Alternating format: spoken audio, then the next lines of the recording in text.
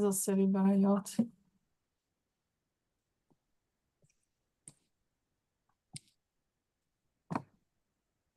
Okay. We are now on YouTube. And we wait for Geshe to join us. She's just arrived from far away, so she just... Oh, here is she. Hi, Geshe. Nice to see you. How do you feel? Yes, I am. Thank you. Okay, it wasn't hard. Pardon? It wasn't hard all the way home. No, it's okay. Okay. It's okay. So I posted here. The center sent me the link to Youngton Rinpoche recording. So Great. there is one in YouTube, and the other one is for the how it's called? Google Drive? Google Drive. Yeah. Yes. So I post it here, but Gila will help me to post what you sent me, and we will put it in the WhatsApp group later. Very good. Lovely. Yeah.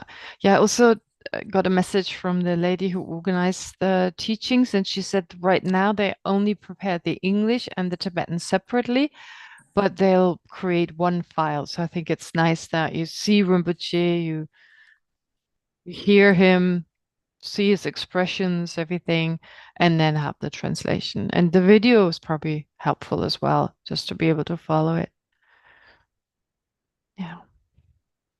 Okay, great. Thank you. So my apologies again for having to postpone class. My sister wasn't well, so I had to take care of her. But yeah, anyways, so it was okay to postpone it, have it today, and then next Monday we'll have class as usual. Okay, so let's start as we always do by focusing on the breath, and then I'll guide you through the meditation.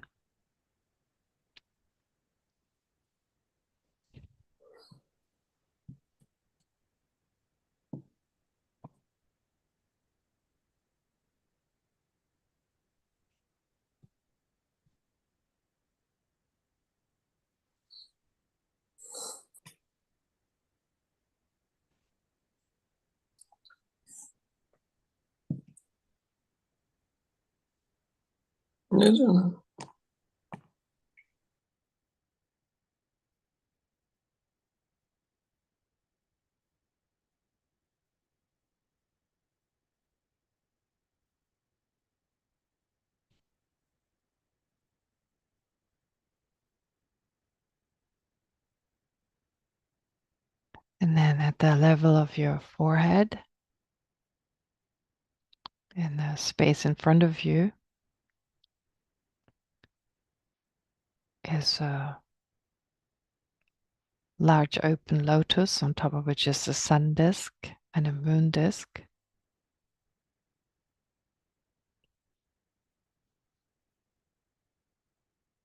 And seated on those three is your own Lama,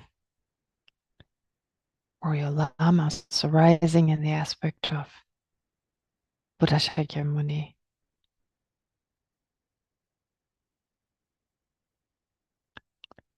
Who's an embodiment of all enlightened beings, including our own future Buddha.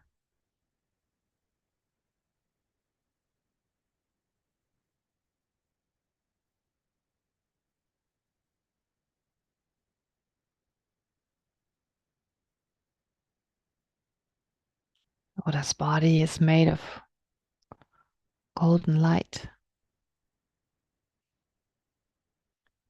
and wears the saffron-colored robes of a monk.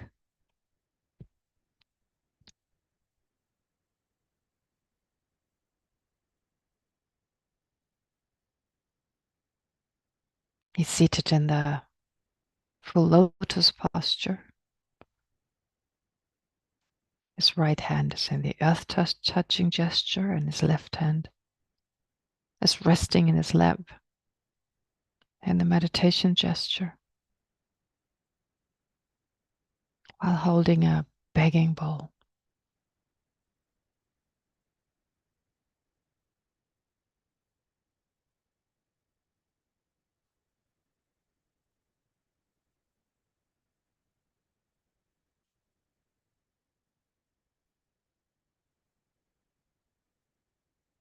Then his compassionate smile that is directed at you and all other sentient beings is free from judgment,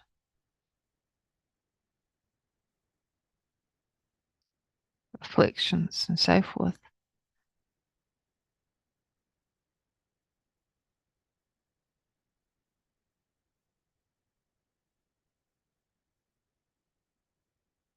And is an expression of his pure love, compassion, and wisdom.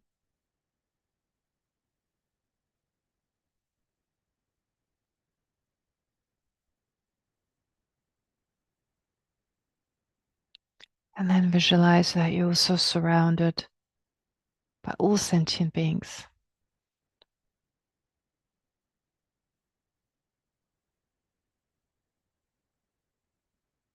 And remember, it's through the kindness of the Buddha and all sentient beings that we can attain Buddhahood ourselves.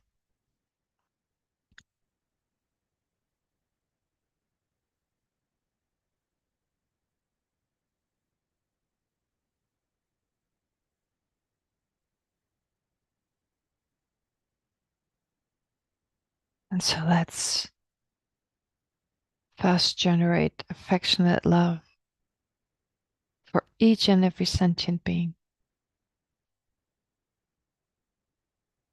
connecting to them on a deeper level, on the level of the nature of their mind.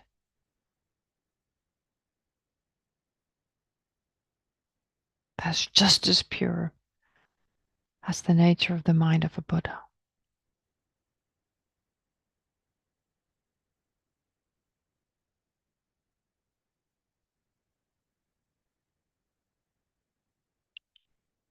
And based on a sense that all sentient beings have Buddha nature,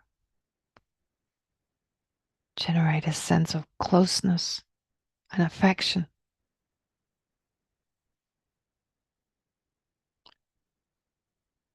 Based on the fact that all sentient beings are lovable and endearing.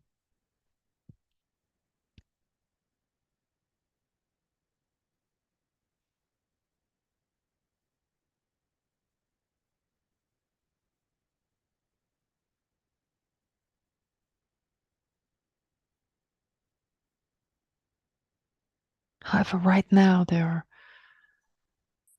obstructed by endless suffering caused by ignorance and the self-centered attitude,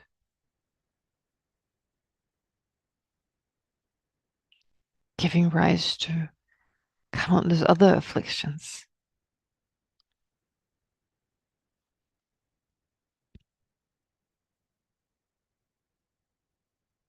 Karmic actions,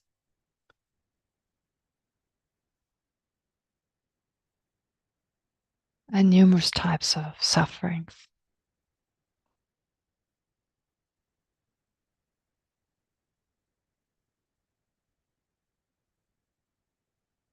And so let's generate great compassion for each and every sentient being surrounding us. Generating affection that not only wishes for all sentient beings to be free from suffering and all its causes, but that wishes to protect sentient beings, to help sentient beings overcome suffering and its causes.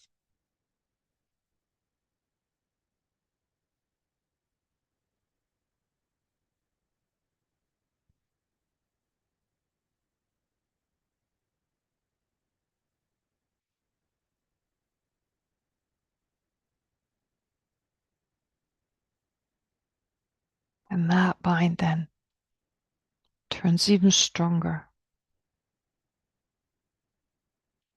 and gives way to the altruistic attitude that is determined to do whatever is necessary, whatever needs to be done in order to help sentient beings overcome all their limited states, all their limited types of consciousness.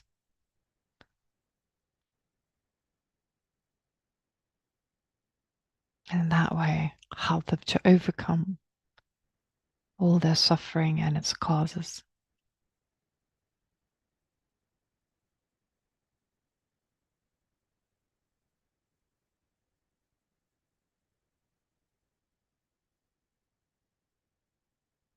And since we can realistically only achieve that once we become enlightened ourselves, let's generate the mind of enlightenment that aspires or is even determined to attain the enlightened state of a Buddha for the benefit, for the welfare of each and every sentient being.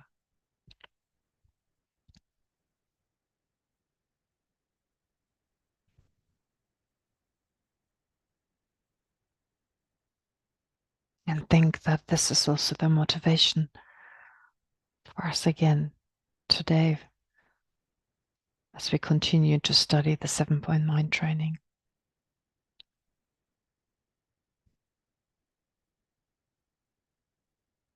And so let's recite the prayer together.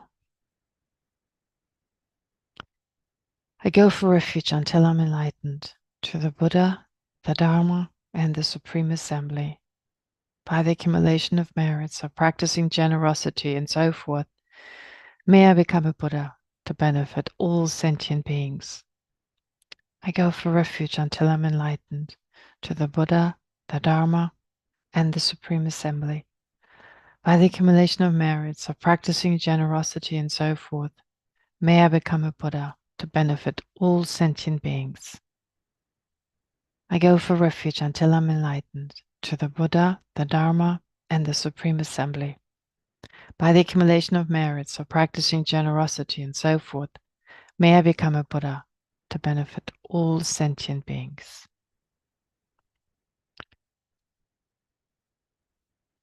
Okay, great. So let me share the screen with you. We start with the Lamrim practice. We kind of neglected that a little bit, or I neglected that a little bit. As you can see here, after we practiced the 7-point mind training and the other technique of equalizing and exchanging self with others, and of course, continue to practice this. I mean, it's not enough to practice it once, twice, but if we can every day, at least go quickly by going quickly through the stages as they're described in the Lamrim. And then, of course, the next step, continuously, as I said, we continuously generate the mind of enlightenment. Well, that very first time is called the aspiration of Bodhicitta. If we are really able to generate Bodhicitta, it may be difficult to hold it, of course, for some time. But anyway, to generate again and again this mind of enlightenment.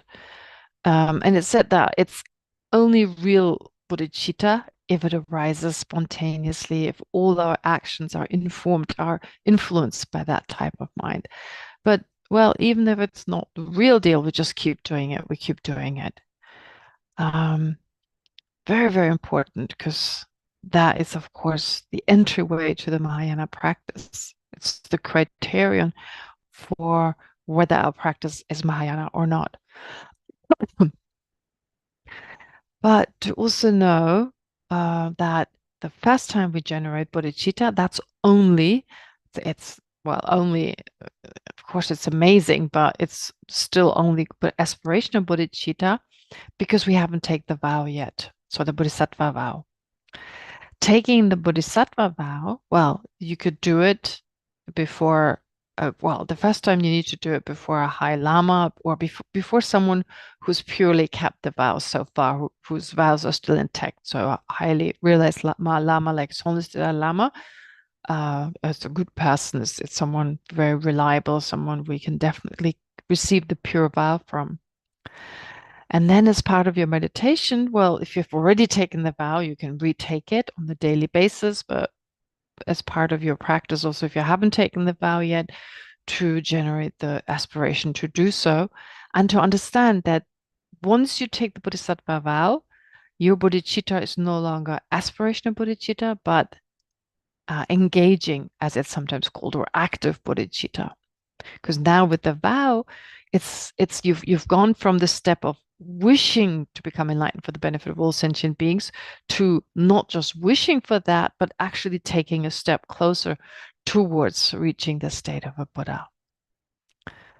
Therefore, it's compared, for instance, in the Bodhisattva way of life in Shantideva's Bodhisattva Chariyatara.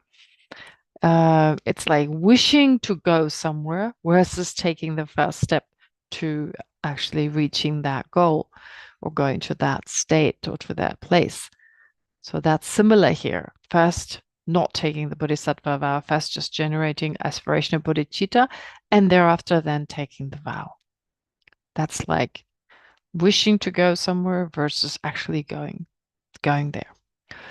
So that should be the next step if we can take the vow, even if we don't have bodhicitta yet.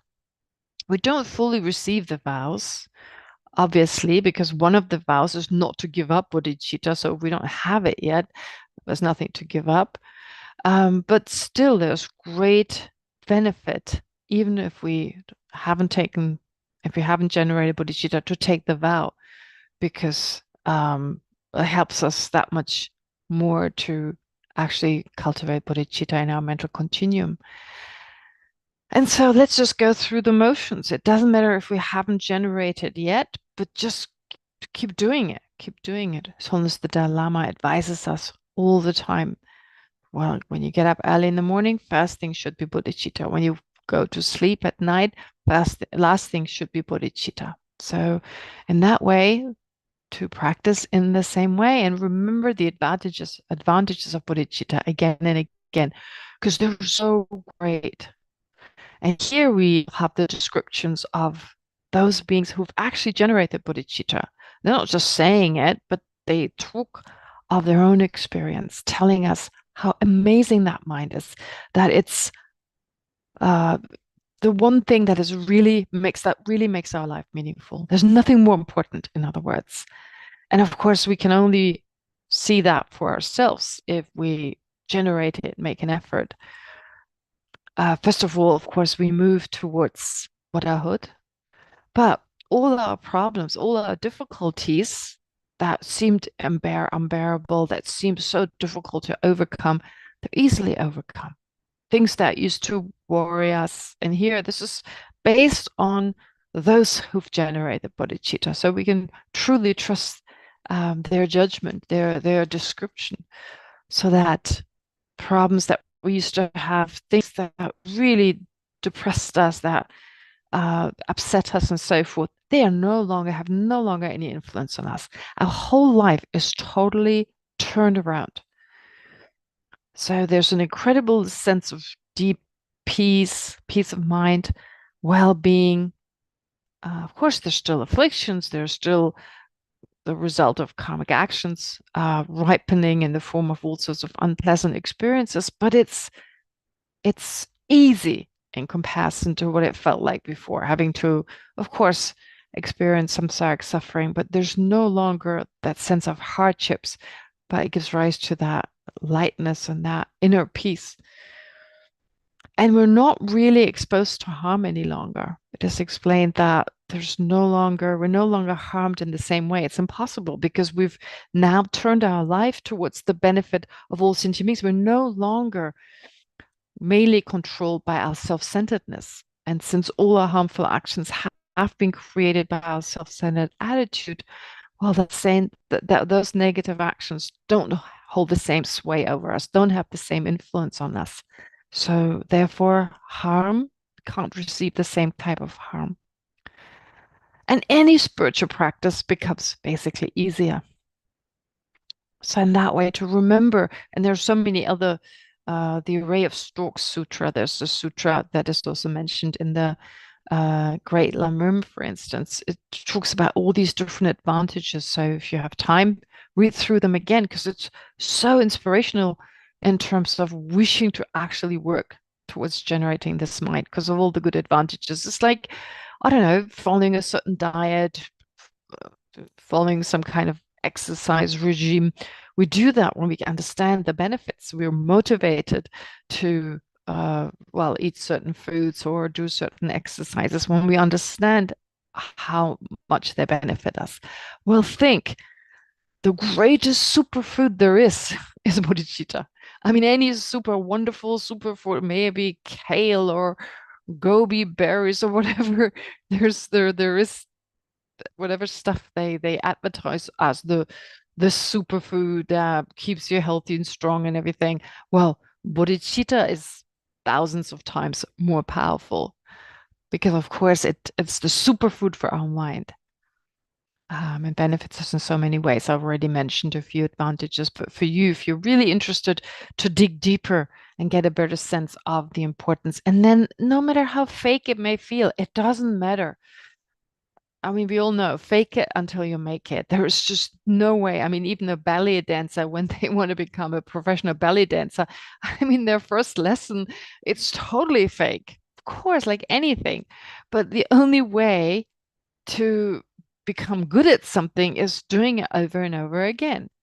And slowly there's some improvement. So as this holiness nowadays emphasizes it during every teaching, so we should follow exactly that advice and the advice of many other great lamas and work on bodhicitta as much as we can.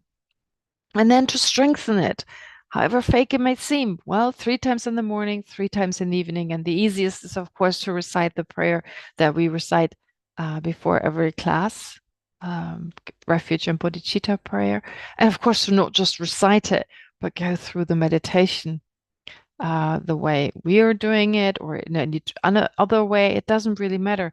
The point is that from our heart, we take refuge and we then generate the mind of enlightenment. And then, of course, not to give up working for sentient beings, even if they're so obnoxious. I mean, if they're so difficult and if they do the worst things ever, I mean, they're so horrible and whatever. To understand, it's first of all temporary. It's the circumstances that they're in right now. And we don't know if we were in the same situation that they are, that we wouldn't act like that. How do we know? I mean, we're also the result of circumstances, causes, and conditions. And to connect to them on a deeper level, to connect on that level of, well, the purity of their mind and so forth. Because any kind of hatred anyway, it's just going to harm ourselves. It doesn't harm anyone. It's like taking poison and expecting the other person to die, as I've mentioned before. So for our own sake, for our own health, for the health of everyone else around us, to not generate aversion and hatred and so forth, but connect to them on this level of, well, the level of their mind, the level of their, or the level of the nature of their mind and so forth, and generate sincere care and love and understand everyone deserves to be happy. And of course, actions have consequences, and still we don't, well, because they have consequences, then our hatred and our dislike and so forth will just make it worse. So for our own peace of mind and for peace of mind of everyone around us, to generate deep love and compassion and not giving up working for sentient beings, even when they're harmful. Don't give up a single sentient being. And to continue accumulating merit and wisdom. And of course, bodhicitta is the greatest way. Any action you generate, any action you perform, every action you do with bodhicitta, you're doing it for the benefit of all sentient beings, and the merit equals the benefit of all sentient beings. So any virtuous action, do it with bodhicitta. Even just hanging out, do it with bodhicitta, right? Because just hanging out, going to bed, sleeping, eating, any ordinary activity, brushing your teeth and going to the bathroom becomes a cause for enlightenment. Okay. Anyway, so there's so much to do. It's the mind of enlightenment is so important and so incredibly powerful. And in that way, if you're interested, if you want to do the practice of the Lamrim, well, that would be something you could meditate on for this coming week. And then we'll talk about the next 4 points next week. I think I mentioned them before, but I thought to go over them again for today. Okay, then we'll continue with the 7-point mind training. I'm not going to go over them again, but just to remind you of these 7 points. So we talked about the main practice. No, first we talked about the preliminaries, the basis, then about the main practice, training in Bodhicitta, or as it's called here, the awakening mind, mind of enlightenment, just the main practice. And as we've heard, as part of our practice, there are going to be obstacles. Adverse conditions are there anyway. Living in samsara, it's just the nature of our existence. But if we practice the Dharma, there'll be lots of obstacles. Obstacles towards enlightenment, of course. And so it's important to overcome them. And the practice of Lojong is a very powerful means to taking adverse conditions into the path. And of course, that makes our practice so much more effective. So not to shy away, not to feel disheartened, not to feel discouraged, but to feel, oh, what a great opportunity, great suffering, great problems and difficulties. Well, they help me that much more effectively to progress in my practice. So to take adverse conditions onto the path of enlightenment. Then there's the presentation of a lifetime's practice, the 5 powers. I've not gone over them last time. When I summarized the practices again, I'll spend a little bit more time again, just to be sure we won't forget. And now we've reached the 5th point, which is the presentation of the measure. I don't know, having trained the mind. Oh no, we have already gone through that as well. We finished that. Okay, so for the next kind of review, I'll say a little bit more about it. Important maybe the 2 witnesses of the 2, of other people praising us like crazy, maybe. Don't listen to them. It doesn't matter. They don't really know what's going on. We may be great actresses, actors being like, whoa, I'm such a practitioner. We just can't fool ourselves. We can fool others, but we can't fool ourselves. So to be honest, to be truthful to ourselves, and just be honest in the sense of my faults and my when am I pretending, when am I hateful and full of aversion but pretending to be a good practitioner and so forth. So in that way, to be honest to ourselves and be honest when it comes to our weaknesses, and to cultivate constantly the joyful mind. I mean, again, I talked about it last time, but it seems kind of like, how can you generate a joyful mind? Doesn't it arise naturally? Well, if we don't have any control, yes, it's much more of like, I have no influence over it. But with continuous Dharma practice, first of all, the opposite of a joyful mind, I think there's 2 types. There are 2 types. One is to be unhappy because something happens. Okay, that's so the opposite of a joyful mind, an unhappy mind because something happened. But the other opposite of a joyful mind is when we're just in a bad mood, when we just don't know why, there's no reason, but we feel really grumpy and low and unhappy without any obvious reason. And so with continuous Dharma practice, the first thing that falls away is that you're influenced, or that you're affected by that kind of bad mood. So from people who've done Dharma practice for longer periods of time, they report that, first of all, they don't really have these periods of like waking up with a grumpy mood. It just changes.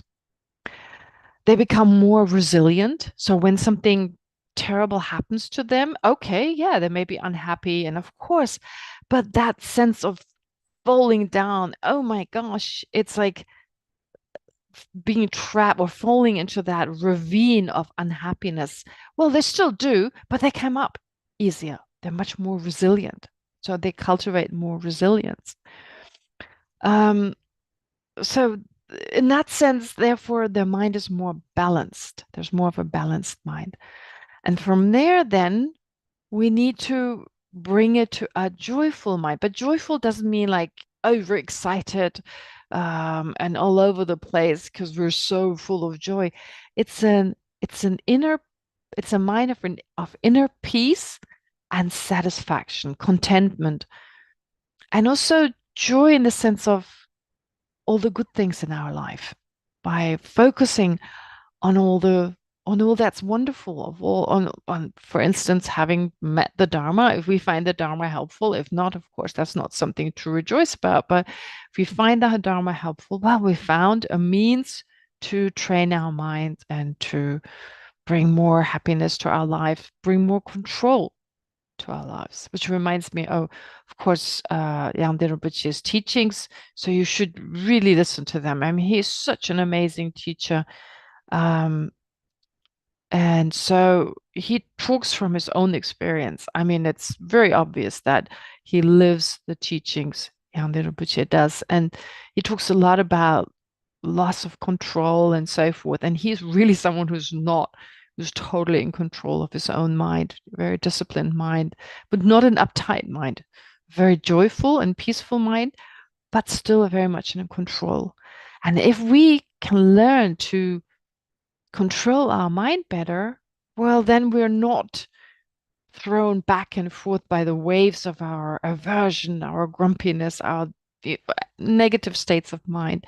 And in that sense, of course, there's more joy anyway. So to cultivate, therefore, this inner sense of happiness and well-being by just appreciating what we have.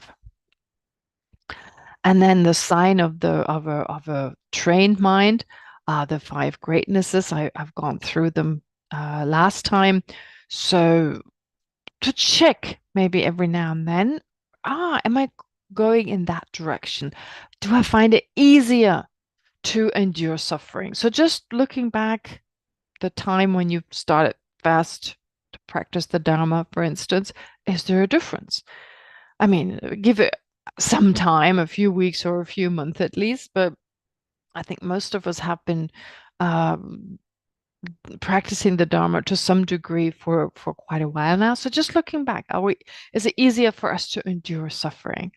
Do we cherish others more?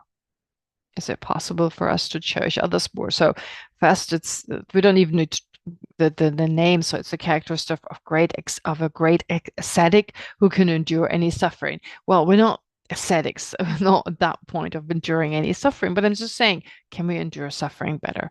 Or the characteristic of a great hero. Okay, we may not be great heroes yet, but are we cherishing others more?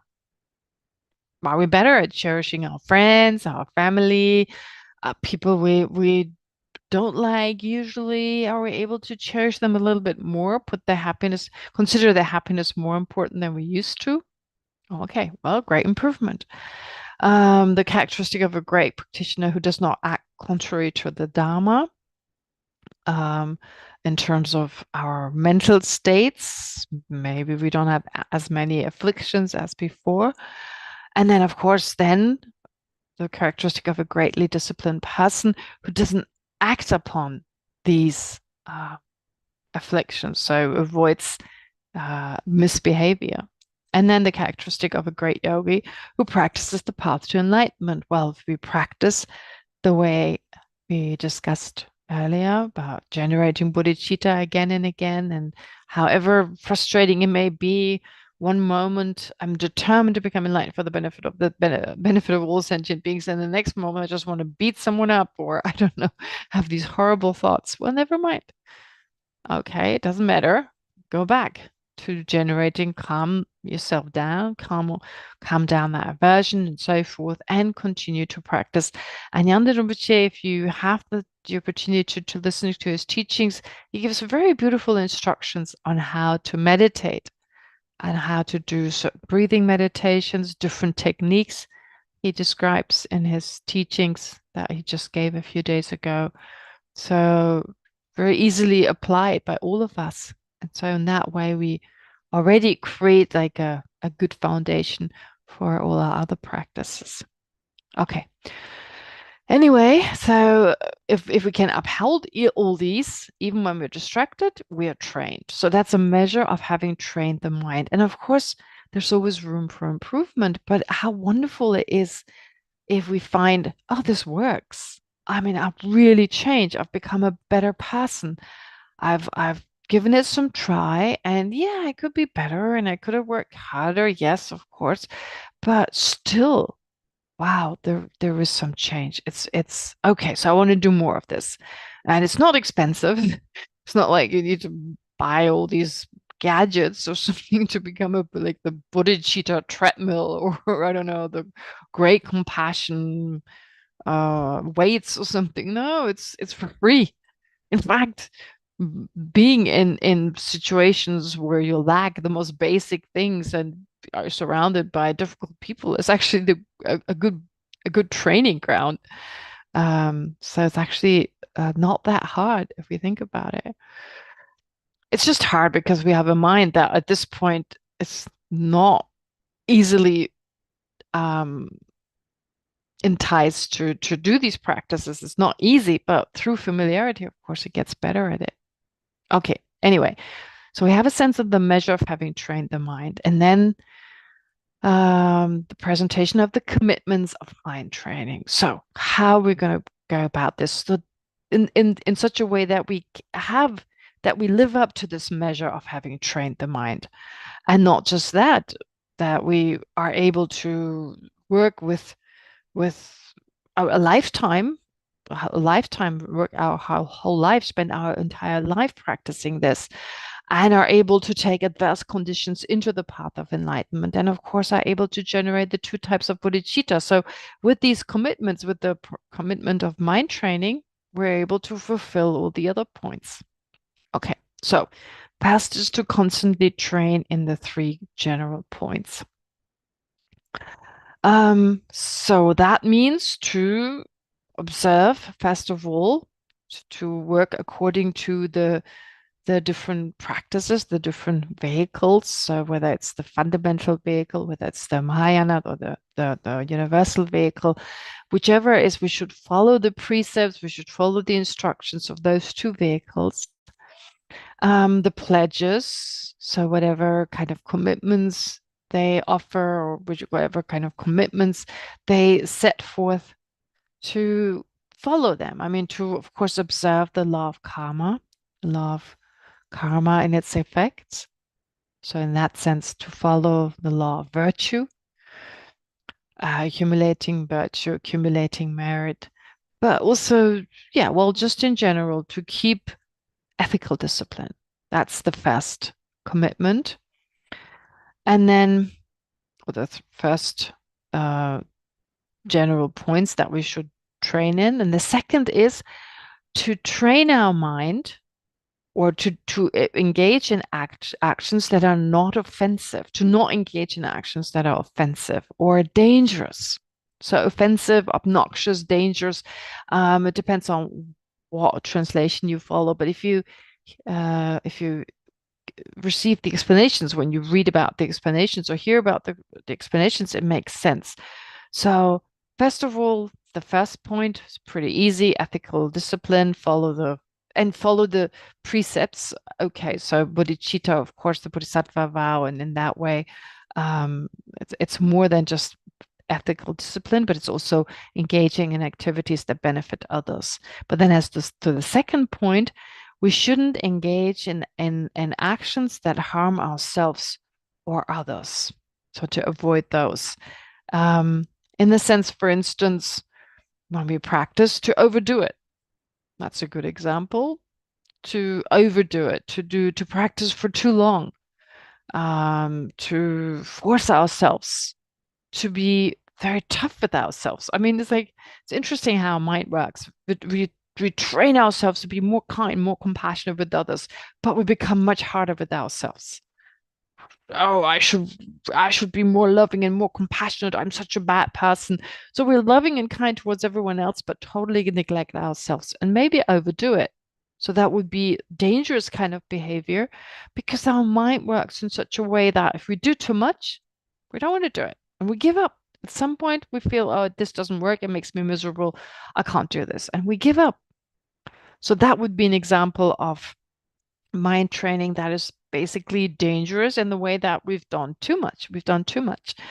Offensive, of course, we shouldn't act in an offensive kind of way towards others if they maybe follow a different tradition, to not be offensive towards them.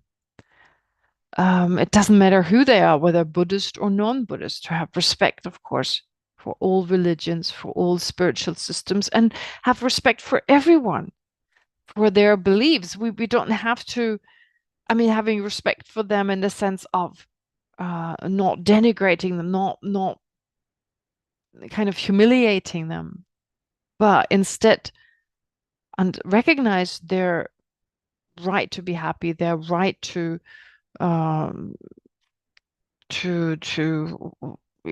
find happiness, of course, in a way that doesn't harm them or someone else, but still that sense of respect for everyone, a sense of respect.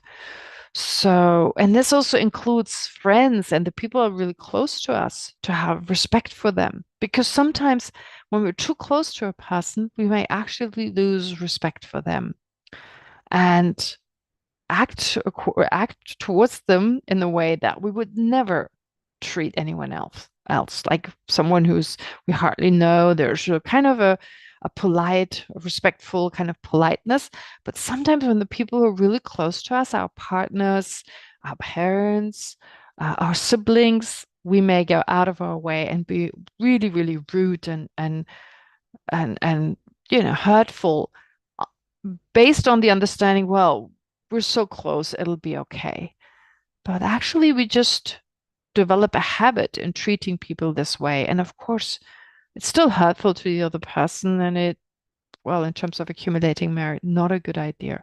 So respect towards everyone, having a healthy kind of respect for others, to not act in a dangerous way, in an obnoxious way. And there are lots of examples. So to not, of course, put ourselves and others in danger, also in our Dharma practice, and so forth. So that's the second of the three general points.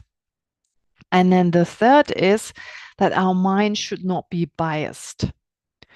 To work on watching our mind. So as Yang Rinpoche talked about it, we need mindfulness and introspection. Introspection here in this case. So am I biased or not? Do I discriminate between, I don't know, Buddhist practitioners or not Buddhist practitioners? Do I discriminate between those of a higher position and a lower position? Do I discriminate between those who are part of my family and those who are not related to me? Am I discriminating towards those who come from my own country and those who don't? Those who are rich and who are poor? To really watch our mind. Am I biased or not? And again, when we have that sense of equal respect for all sentient beings, and the wish for all sentient beings to be happy, well, bias has no place in that. I mean, it's just a huge obstacle. But often we're in denial. We just don't realize that we're biased. So these are three kind of sub-points Geshe Chekawa makes here. And this is, of course, all based on the mind training of Atisha, going back all the way to the Buddha. So to basically check, first of all, am I keeping my precepts? Am I keeping the commitments that are associated with the different practices? So for us, also the fundamental vehicle, of course, is important because it's the foundation of everything else. And then on top of that, the practices of the Mahayana vehicle. So to keep the precepts, the first general point. The second point is to not be in any way offensive, to act in an obnoxious way, and to act in a dangerous way. So not to harm myself and others in that way. But sometimes that harm may not be obvious. As I said early on, if I do too much, if I force myself to do too much practice, I'm actually harming myself, and indirectly, I may even harm others if my mind is too stressed out and I lash out at others as a result of that. And then, of course, the third point that I just made, am I biased or not? Do I prefer this person over another? Am I treating people in a different way based on their, I don't know, nationality, religious belief, their financial situation, their status, and so forth? Okay, so this is something to look out for. Using introspection to find out, does this apply to me? Now, the fourth point is really interesting. Something in the West that I think we sometimes struggle with because we're not raised in a Buddhist context. It's not like we are it's not like we've been Buddhist our entire life. And really, even if we weren't practicing our entire lives, but the difference is not that great, for a Tibetan. Yeah, maybe they didn't know anything about Buddhism, but they were raised under Buddhist culture, so they're familiar with all the stuff that surrounds it. And then once they start to practice, it's not like such a huge jump, if you like. Whereas in the West, we may be totally non-religious or follow a completely different religion and then turn to the Dharma. And there may be a huge difference to the time when we did practice, when we did not practice, we didn't practice the Dharma, to the time now. But what is important is to not show it. We don't need to show it. So to remain natural basically means, and sometimes it's translated differently, this fourth point, or this fourth aspect of the presentation of the commitments of mind training. Sometimes it's described as transform your attitudes, but don't change, remain the same. That doesn't mean remain the same as in like, don't work on your afflictions, just, don't make any changes. Of course, that would be in contradiction to what the Dharma is all about. In fact, you've probably all heard that Dharma has many meanings, but one meaning that is important for us as practitioners is to transform, to change. So Dharma practice is about transforming the mind, transforming, making changes. So transform your attitudes, but remain the same, of course, is not what's literally meant here. Of course, we need to transform our attitude and our entire mind and our actions as well. But it should not be in a way that suddenly we start talking about karma with everyone around us and, I don't know, preach the Dharma and I don't know, behave in a way that kind of like out of self-centeredness. Look at me, I'm this Dharma practitioner. And I think we all know this. Like sometimes we encounter, sometimes we're not aware we're doing it, but we can possibly see it with others when they make a big deal out of it and a big show around it. And yeah, we talk differently and use words that we didn't use before and so forth. So to be really careful about being natural.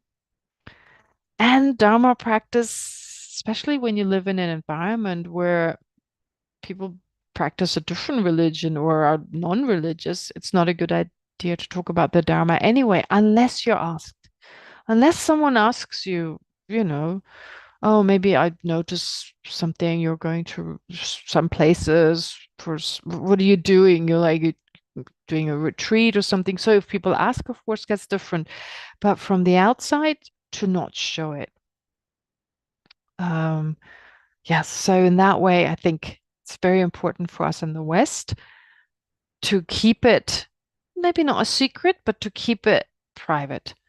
And the thing is also with Tibetans, sometimes people think, oh, Tibetans talk about the Dharma all day long. Well, they don't. Even the monks and nuns, of course, it comes up sometimes, but their practice is usually very private. And again, unless asked, and even if they're asked, they may not talk about it. They don't say, I don't talk about it. They just don't. They just make a general, kind of give a general explanation, but they don't go into detail. Because if they say, I don't want to talk about it, it's like, ooh, they're keeping a secret. I mean, they don't even want to draw attention to them maybe doing a practice that is secret. So they wouldn't even say, I'm doing a secret practice. I mean, no way. They would just say, oh, usually they say, oh, I don't meditate. I don't practice the Dharma. That is another extreme that some of us may find difficult. That is usually seen in Tibetan society as a sign of humility to say, I don't practice, I don't do anything. Now, it's difficult for some, and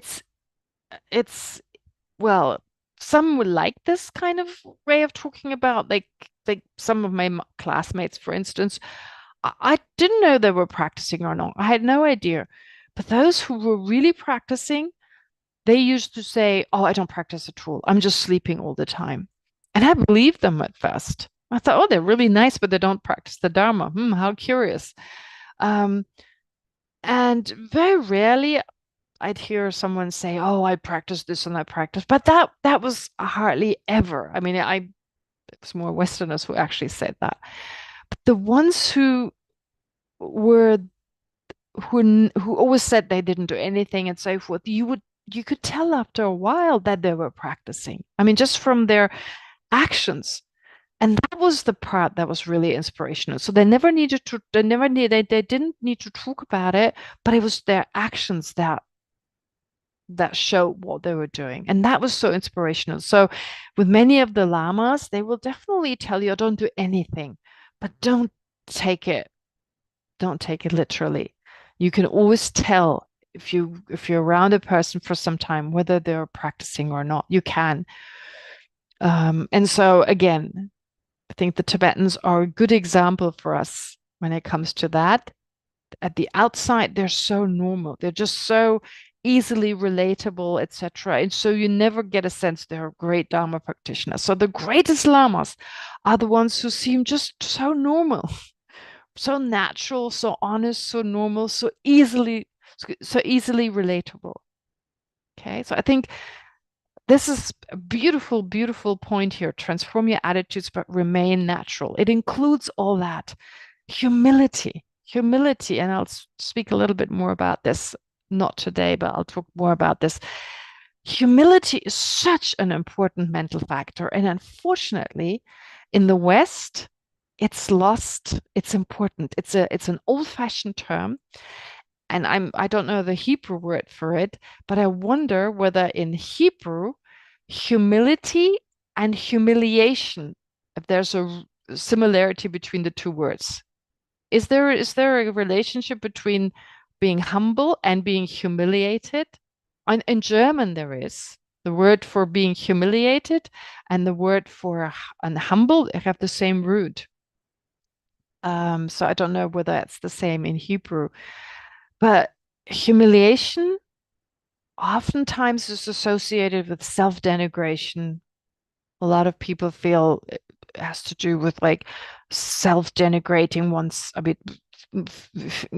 putting ourselves down, talking about ourselves as lacking this, that, and the other. But that's not humility. Humility doesn't mean you cannot be self-confidence. In fact, it means to be self-confident and so forth. And I listened to a program the other day on the BBC. There's a program that I like. It's not regular. It comes and goes, but it's called All in the Mind. And there was a whole program. There's a whole section in one of those programs on humility, how important that is.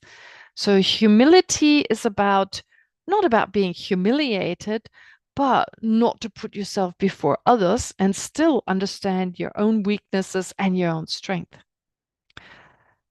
And that way, I think Tibetans can really teach us in humility, especially, I mean, I'm not saying every Tibetan, but those Tibetans who are practitioners, or the lamas, of course. I mean, Nyangde Rinpoche is so humble, unbelievable. And of course, all the other great lamas, it's almost the Lama anyway. And then, of course, Kyabje Jadu Rinpoche, and so forth. The list is endlessly long. So they are so humble. And the greater the practitioner, the humbler the person. But again, it doesn't mean they talk bad about themselves, they put themselves down and so forth. It's rather that they understand their strength and their weaknesses, and they don't have a problem to put another person before themselves. In fact, that's what they do. Put everyone before others. Okay, so in that way, they're humble and natural. So natural here, I think it also goes together with humility. I'll speak a little bit more about it, but not today. Okay, so transform your attitudes, but remain natural. Okay, and if you weren't natural so far, become natural. Because of course, our self-centeredness, we live in the 21st century, and because self-centeredness is there, and there's a lot of pressure on us, a lot of people don't remain natural. They think they have to be someone. They have to be like this, like that, what society expects of them. That is so tiring. That is so exhausting to try to be someone who you're not. I mean, first of all, you can fool some people sometimes, but you can't fool all the people all the time. We've heard it, right? It's material of songs. So it's like you pretend to be someone, but you can't fool people. I mean, in the end, I mean, you can't even fool yourself in the back of your mind. You know you're just pretending. So to remain natural also means to, again, be humble in the sense of being, never mind, these are my weaknesses and these are my strengths, and that's okay. I don't need to hide. I don't need to hide anything. Yeah, so I think that's really, really important. And it's such a relief just to be honest, to be truthful. And honest doesn't mean, I don't know, if someone is hiding in the next room and their life is in danger and the person who wants to take their life is coming in and saying, where did they hide? And you're telling them truthfully where that person is. That's not what we're talking about. But truthful means not to pretend to be someone who we're not. And to be honest and feel strong about even our weaknesses. And in the end, we connect with others much better because we share these weaknesses with everyone else. All right. So that's number 4. Okay. Then the next one is do not speak of the defects of others. All right. Now, that needs to be explained. Can I not talk about the mistakes other people make? No. This doesn't mean do not speak of the defects of others. Like you can never ever say something negative about another person. But the problem is, can you still see the text? No, sorry, I stopped it. You can put it again. Okay, I'll put it back. Okay, great. It's okay. Yeah, I'll share it again. There we go. Can you see it now? Yeah, good. So do not speak of the defects of others. All right. First of all, of course, we can talk about, if someone makes a mistake, it's okay to talk about our own defects. I think that's part of being natural and honest. Why not talk about our own faults? Of course, if it bores others stiff, no need to do so. But if you find it's beneficial to talk about the mistakes you've made, because others can learn from our own mistakes. We sometimes learn from the mistakes of others. We learn from our own mistakes, but also from the mistakes others make. So maybe someone else can learn from our mistakes. But also the defects, so the mistakes others make, the faults others make, usually it's a kind of talking bad. It comes with the motivation of like aversion or maybe happiness, rejoicing in the defects of another person. Oh, I feel so much better about myself because this person has such and such defect, and I don't think I have that defect. So in the sense, it's like, oh, how nice. Kind of having, again, it goes along with like a lack of humility, as in like, I don't want others to think I'm not comfortable with my own weaknesses. So I feel better if I talk about the weaknesses of others, the defects of others, so as to not having to deal with my own defects. And again, we need to check our motivation in a situation. Or sometimes we're really angry with someone. We resent another person for certain defects, for certain faults they have. And talking about it gets us going like, oh, it's like it's out of that aversion. And as I talk about that, aversion grows stronger and stronger and stronger. And I may fool myself thinking, I'm just offering constructive criticism, but it's not constructive.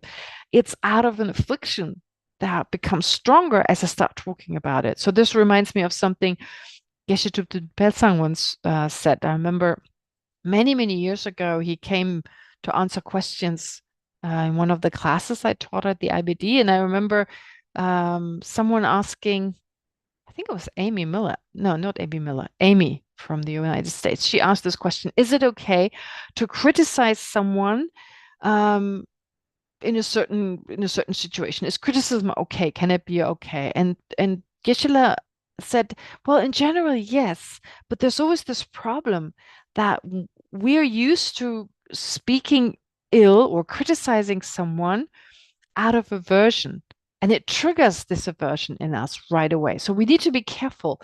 Be careful. Are we talking with a loving and a compassionate mind, or are we giving rise to this aversion? If we have love and compassion for another person, we can also talk in that context about the positive aspects of that person, praise them, say pure positive things about them, and say, unfortunately, the one part I notice which gives them a hard time, is difficult for them, is such and such. But then also recognize it in ourselves, because often the defects of others, well, we have them.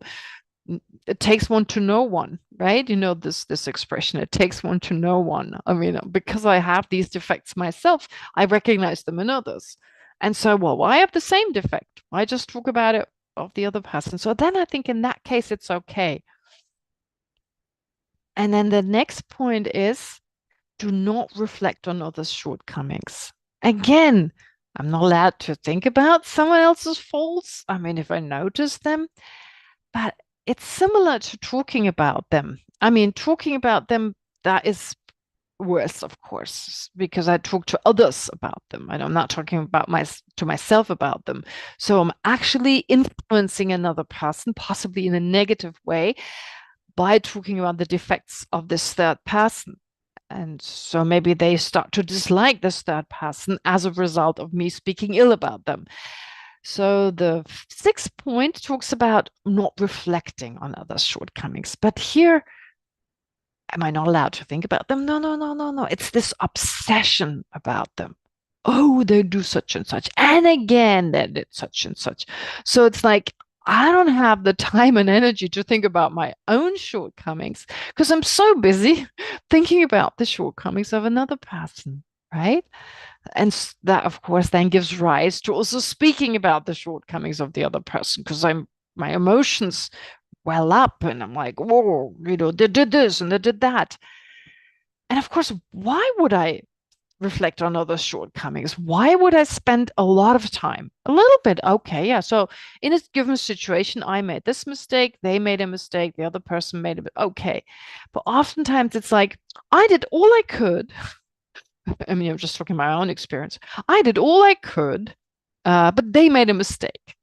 So our, of course, habitual tendency to see the fault in others. And I'm not saying others don't make mistakes. Of course they do, but we do as well. Our greatest mistake, of course, is we act with resentment and aversion. We feel annoyed by the other person's reaction, and we don't react with compassion. If we think a bodhisattva, a Buddha, the lamas, how would they act? Out of compassion.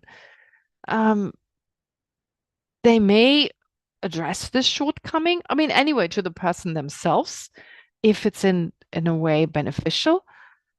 But I don't think they spent that much time on thinking about it. They've rather spent more time on reflecting their own self-centeredness, if there's any left, or on what they can do to help this person.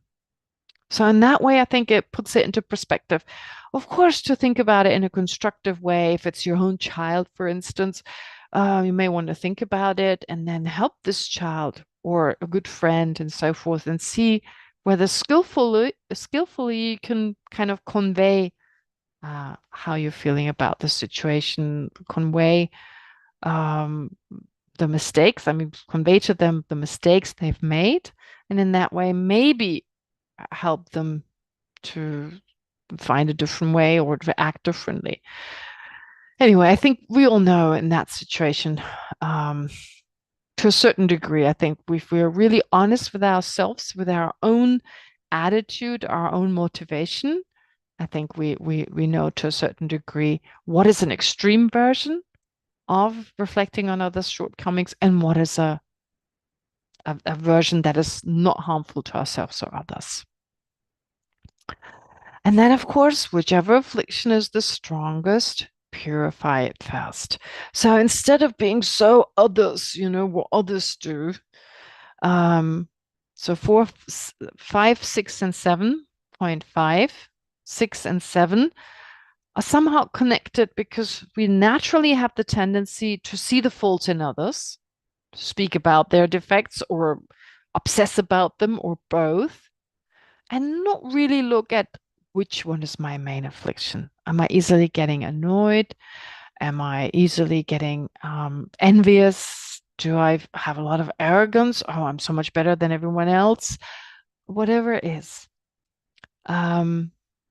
First, we need to check what are our own afflictions to apply introspection again. What is introspection? To look at my own mind, to look at my own speech, my verbal actions, as well as my physical actions, and to be humble about them, to be honest in like, okay, so I notice, okay, in that moment, I was full of aversion, of resentment, envy, arrogance, attachment, and so forth. There's a long list. Okay, and so to check my own mind, especially in highly emotional situations, in strong, like situations where strong emotions arise, and usually strong negative ones, such as fear, for instance, feeling upset, etc.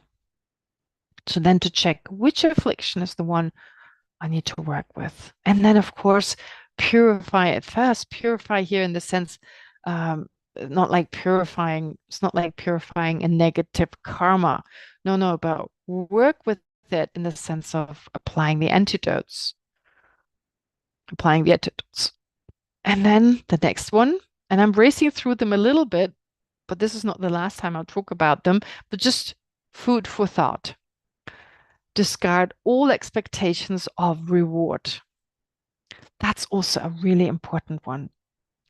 When we now have refrained from speaking of the defects of others, we were so natural. We do not reflect on others' shortcomings. I've worked with all my afflictions. Now, you better recognize that. Some kind of reward. Rewards, of course, in my Dharma practice, but also when I help another person. I really help this person. I go out of my way to help them, and they don't even say thank you. Right? Oh my gosh, it's classic. So expecting at least a smile. And so if we can act for the benefit of others, we can really try and give our best, and right from the beginning have a sense, no matter what, I do it because it's the right thing to do. So then there are no expectations, whether they act in a positive. So what is the reward?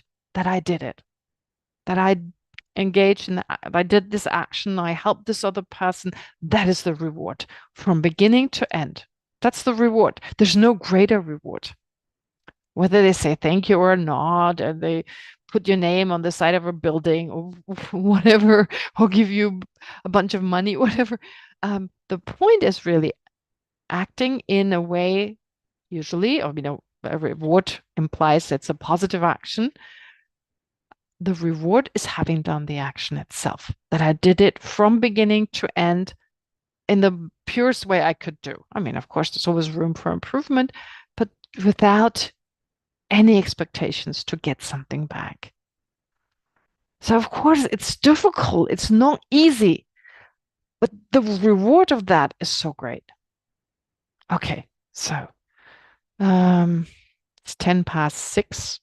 For the first time, it feels like time didn't race. Let me hear if you've got any questions so far about the points we discussed today. Are there any questions before we do a small meditation? A short meditation. No questions? Is everything clear? Train constantly in the three general points. Are all these three clear? Oh yes, Shmuel, please. Yes, go ahead, please, Shmuel. Yes. Oh, I don't know who was first. I think it was, yeah. So first Shmuel, and then afterwards it's iPad 6. Jimmy. I can wait because I get to ask rather many questions. Okay, all right. Then please, next person. iPad 6, is that Jimmy? Yeah. Yeah, Jimmy. I'm just wondering when do we get back to the emptiness? Is it still going to be longer? How many more lessons? Oh, well, we first finished this text. How long is it going to take? I really can't tell. Unfortunately, I don't know how long it takes me.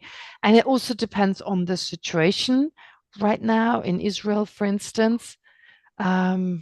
Yeah, okay, thank you. That was all. Okay, sure. All right, thank you. Please. Yes.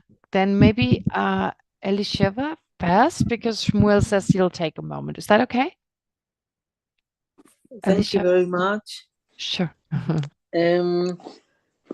I want to ask something personal. For me, the situation here is taking out of me a lot of anger. And I'm working a lot, and I'm saying to myself, it's the karma, it's not what you see, you need, it's you, it's not Bibi, it's you, it's not them, it's you. I'm doing it a lot. But what I find that helps me is that I let the feeling, I don't know if to say raise or be there. I let him be there. And then after sometimes, it depends, it's like a wave, like if it's finished the wave, and then a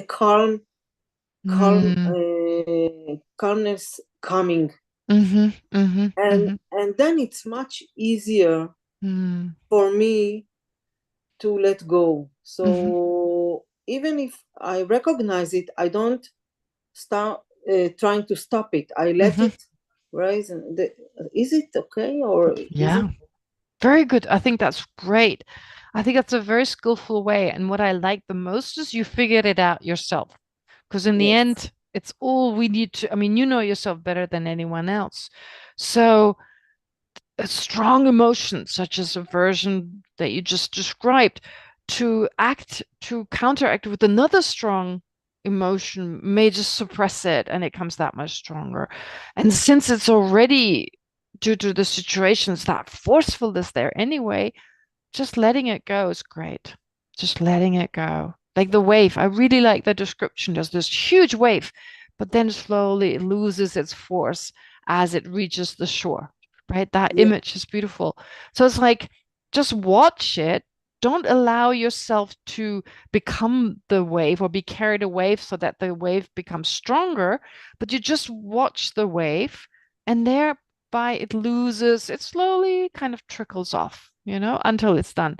And then you apply, maybe generate, I mean, of course, it's not all your fault. It's also the person, whoever you have aversion towards, the causes and conditions, etc., caught in their own wrong views. Maybe compassion. Oh, I would not want to be this person. Oh, I'm so glad I'm not. May they also find a way to overcome, their wrong views, etc., but not in a condescending way, but rather, oh gosh, oh, poor thing. I mean, not poor thing in a condescending, not with pity, but like true, gosh, I wish they could, generate the wisdom of a Buddha and so forth, so that they don't have to experience the consequences of their terrible actions and so forth. So sincere compassion after the wave, right? Yes. Yeah. But I mean that when the wave is coming, I can't do anything, just to know that there is a wave.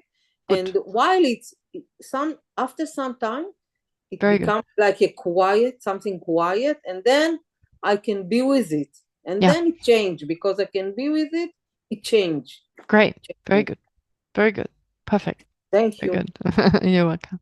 Okay, Shmuel, go ahead. Yes, I wanted to ask about the point of not speaking of the defects of others. So I wanted to ask, how can this be practiced while living in a society where speaking of the defects of politicians is encouraged as a civil duty? Okay, that's a good question. To not speak of the defects of others. I mean, for the benefit of others, it's good in a situation. And again, it shouldn't come out of self-centeredness and so forth, but rather others need to be warned so that this person does not continue to harm themselves and others. So I think it's just the motivation. It's really the motivation. So here, do not speak of the defects of others. It's with the motivation of anger and aversion and so forth. So to talk about it, but before you say even a sentence about this person, to work with love and compassion until you reach that point.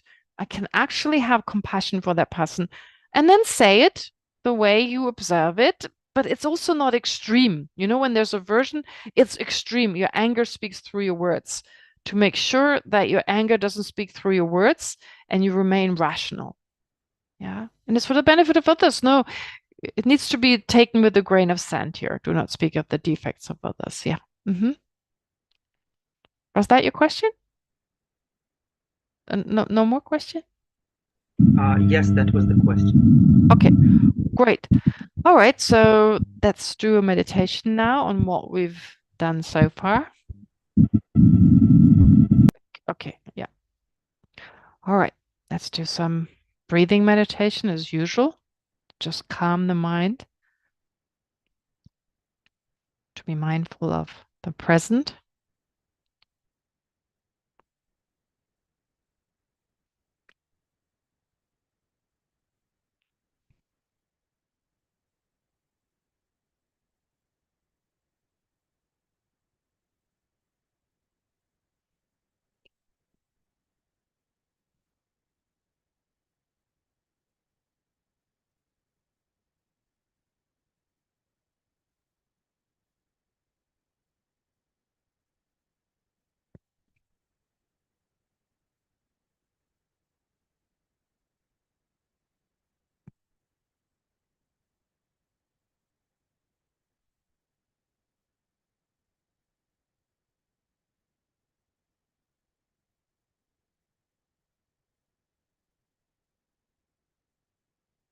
And then let's reflect on some of these points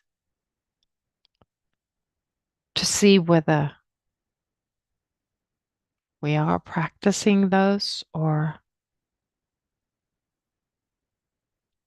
we can start to practice them.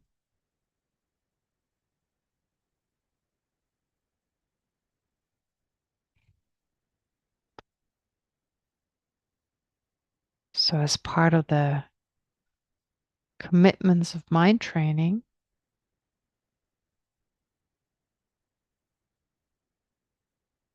Geshe Chekawa said we should train in the 3 general points.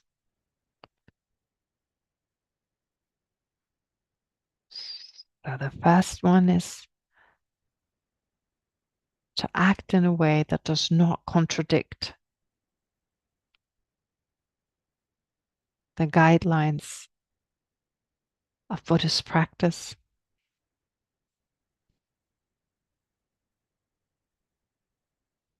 Which includes the law of karma.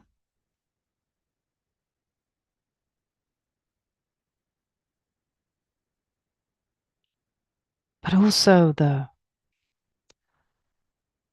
vows and precepts.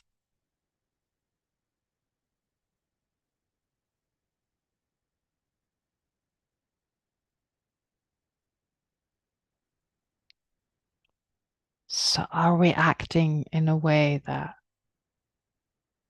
for instance, we avoid harming others through our body and our speech.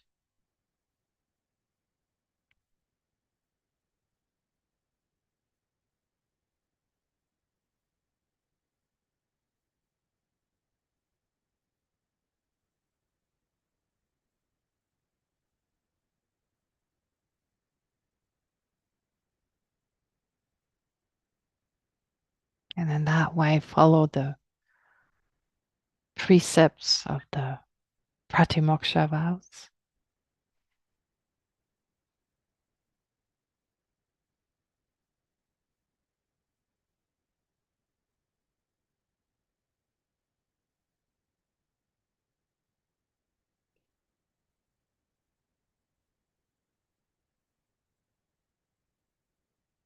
Or are we acting in accordance with a Bodhisattva vow?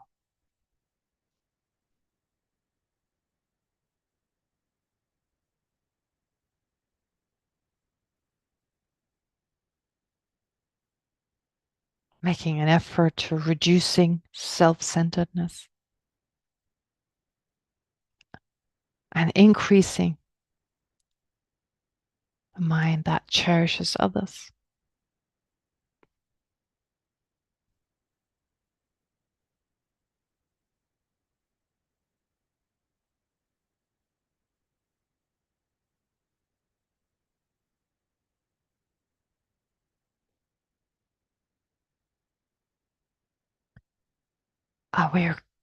Are we careful about the second general point, that is to not act in an offensive or even dangerous way?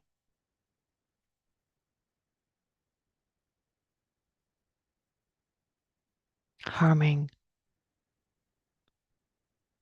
ourselves by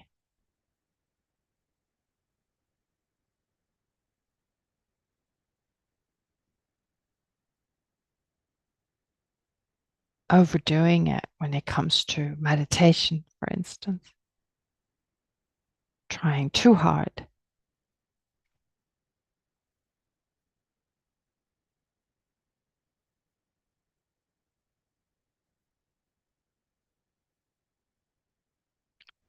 Or offending others with our behavior.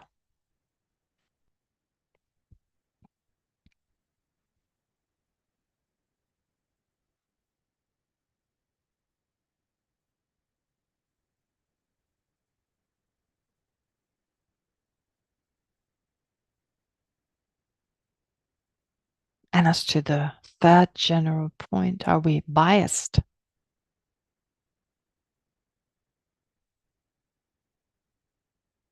Do we discriminate between those who are part of our family and those who are not?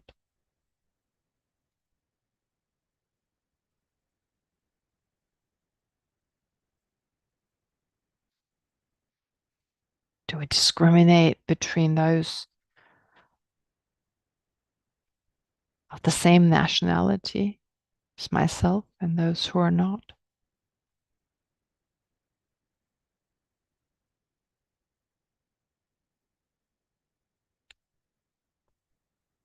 Between those who are rich and poor,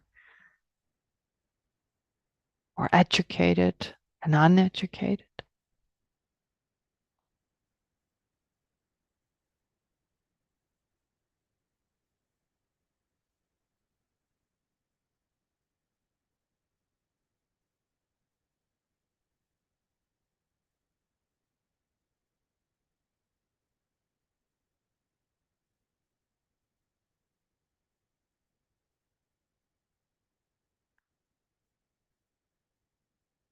And then regarding the fourth commitment, am I transforming my attitudes, but I remain natural?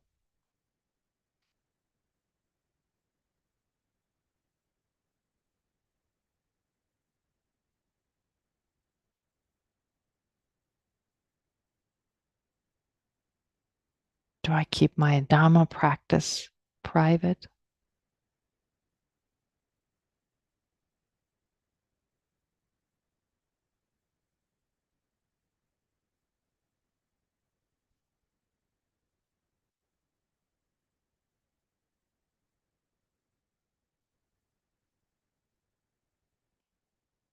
Or do I catch myself maybe showing off a little?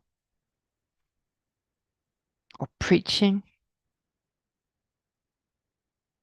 Preach to others?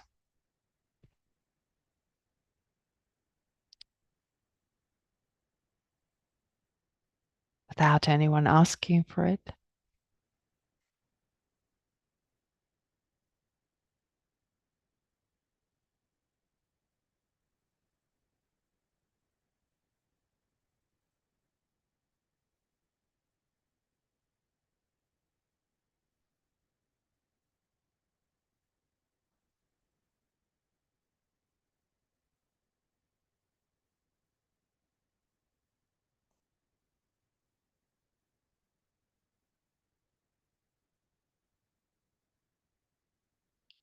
And then the fifth commitment is do not speak of the defects of others. Well, when I criticize someone, is it out of aversion towards that person?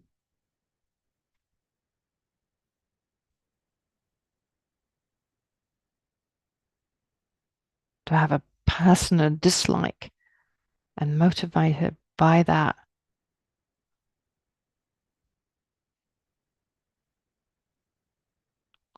I try to influence others.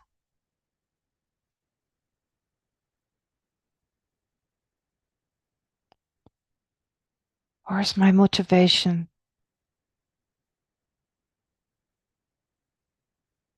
affected by compassion?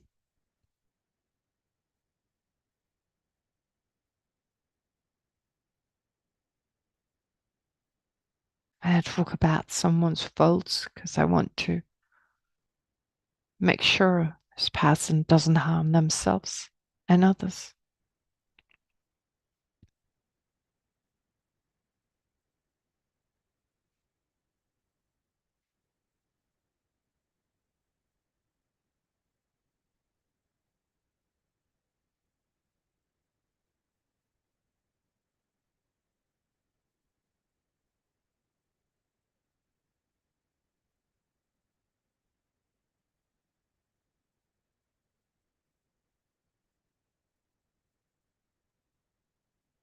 The sixth commitment is to not reflect on others' shortcomings.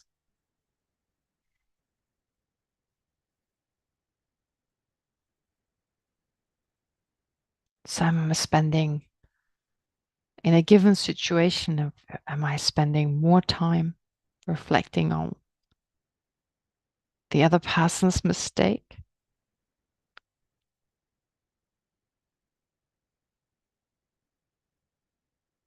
Without considering what I could have done differently?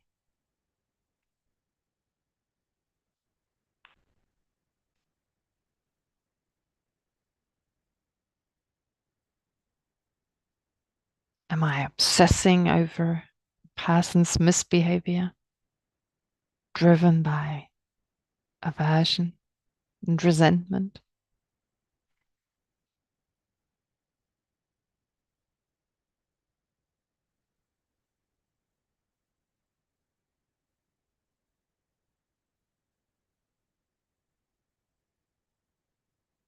The result of which is basically harming myself.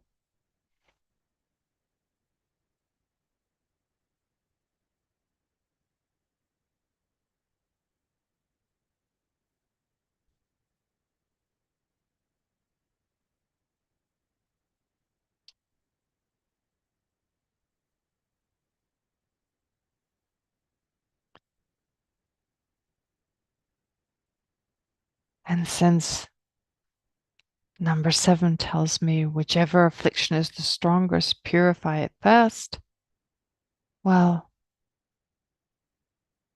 which affliction is my strongest?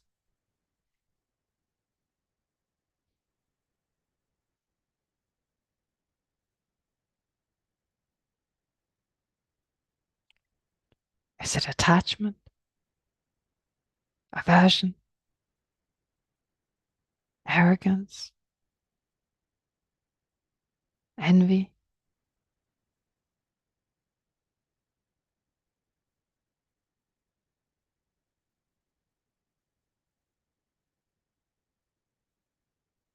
am I ready to focus more on that aversion and apply the antidotes effectively?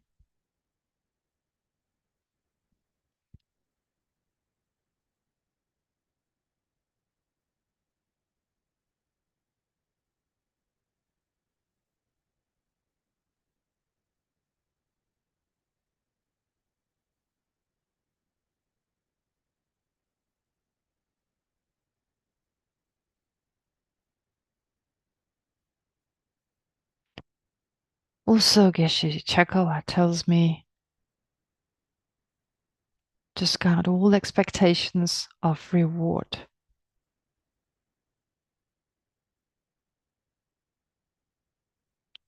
Am I expecting a reward for my helping someone?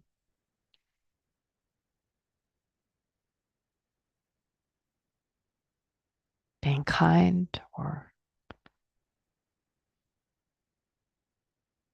giving them my time and energy?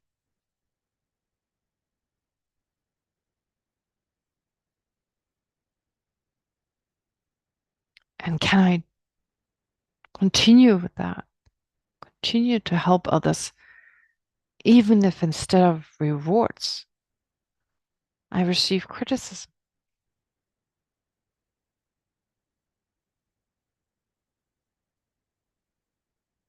Doing it because it's the right thing to do, no matter how the other person reacts.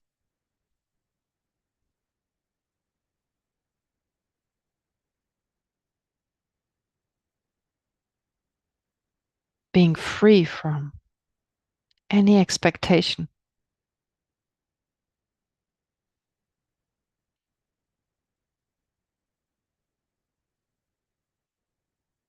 regarding the other person's reaction.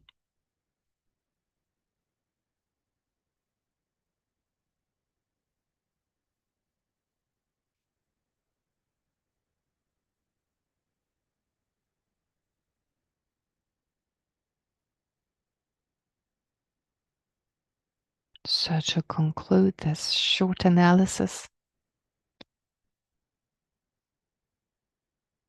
let's spend a few moments single-pointedly focusing on whatever conclusion I've come to, whatever insight I've come to.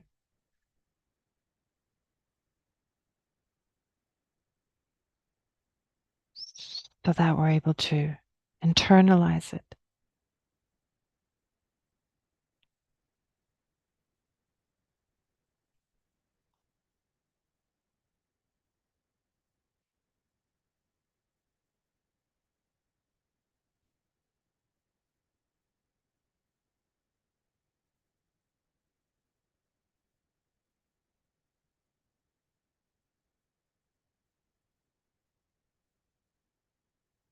And then let's dedicate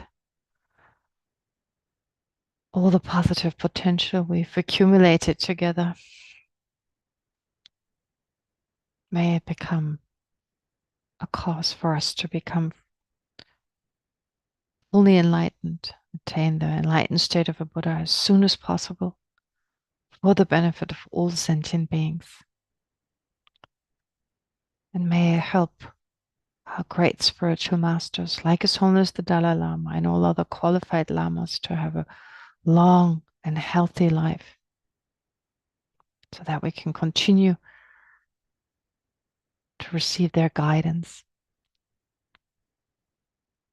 And lastly, may all the positive actions we accumulated together have an effect on everyone else around us. May no one get killed or injured in any of the ongoing man-made troubles right now. And may all aversion and hatred be replaced by true understanding, by concern, love and compassion, and wisdom.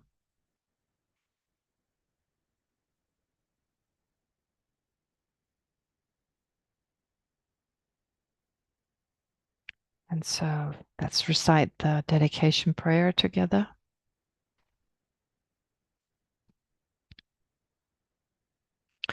Through the merits of these virtuous actions, may I quickly attain the state of a Guru Buddha and lead all living beings without exception into that enlightened state. In the land encircled by snow mountains, you are the source of all happiness and good. All powerful Shinrezik, Denzin Gyatso, please remain until samsara ends. May the precious Bodhi mind not yet born arise and grow. May that born have no decline, but increase forevermore. Okay, thank you very much. And I'll see you again next Monday. So this Monday, I'm not going to postpone it. So next Monday. Thank Okay. you, Geshe-ma. And Thank we you. will post the Yantan Rinpoche meditation for everyone. Right. Thank you. Bye. And Bye, Kula. Oh, yeah. Losada Dashtile. Yeah. All Okay, the Lassa. best. Bye. Yeah, thank you for organizing. thank you.